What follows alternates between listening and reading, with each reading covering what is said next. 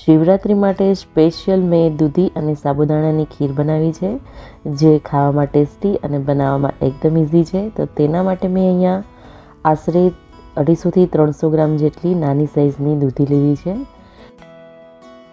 તો આપણે તેની છાલ ઉતારી અને પહેલાં તેને આપણે ખમણી લેશું. તો આ રીતે ખમણીની મદદથી તેને આપણે છીણી લેવાની છે. અને સાઈડમાં મેં અહીંયા ગેસ પર 10 મિનિટ પહેલાં સાબુદાણાને મેં પલાળીને રાખ્યા છે. પાણી ગરમ કરી અને તેમાં 1 કપ સાબુદાણા ઉમેરી અને તેને ગરમ કરવા માટે રાખી દીધા છે. અને બીજી તરફ અહીંયા આપણે દૂધીને આ રીતે ફેરવતા જઈ અને સરસ એવી ખમણી લેશું, જેથી અંદરનો બીજનો ભાગ છે તે અલગ રહી જાય. તો અહીંયા દૂધી છે તે ખમણાઈ અને રેડી છે.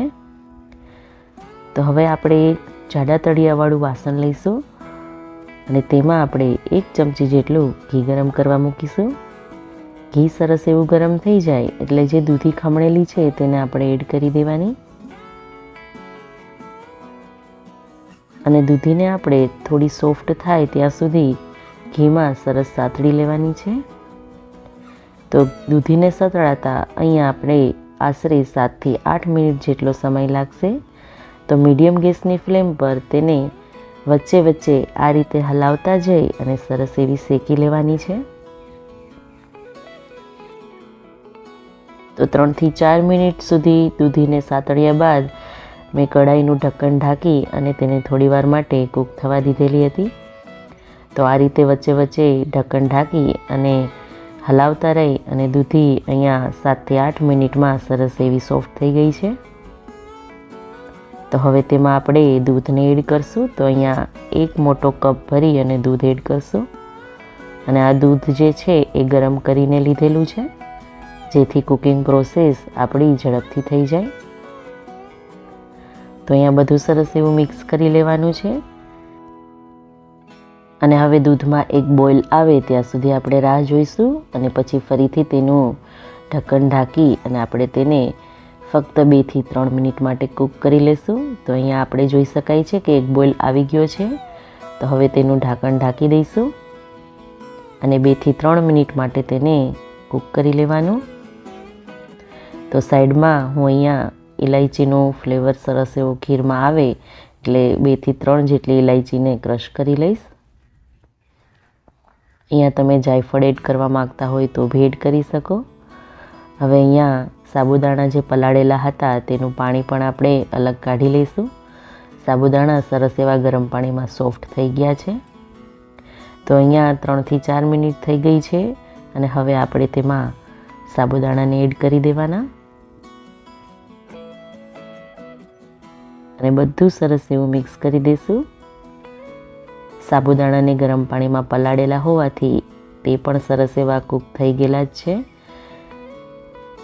તો આ રીતે એકવાર બધું મિક્સ કરી લેશું. હવે તેમાં આપણે ઇલાયચીનો પાવડર એડ કરશું અને મનપસંદના કોઈ પણ ડ્રાયફ્રૂટ્સ એડ કરી શકાય. તો અહીંયા હું થોડા કાજુના ટુકડા એડ કરીશ. પિસ્તા પણ હું એડ કરીશ, જેને પણ હું થોડા નાના એવા ટુકડામાં કટ કરી લઈશ.